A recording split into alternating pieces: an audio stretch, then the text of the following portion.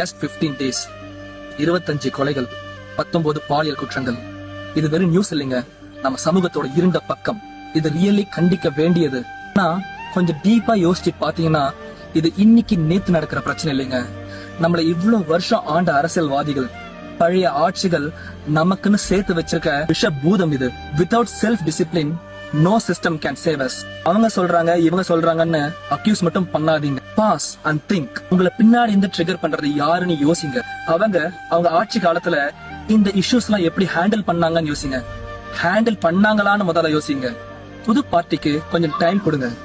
Raise valid questions for yourself, not for someone else political agenda. Vijay sir, இனிமே தமிழ்நாட்டுல நடக்கிற எல்லா பிரச்சனையும் உங்க பேர்ல தான் எழுதுவாங்க. Heavy is the head that wears the crown. இது வெறும் பழமொழி இல்ல, இன்னைக்கு தமிழ்நாடு பாலிடிக்ஸோட reality. Prove the critics wrong and the people right.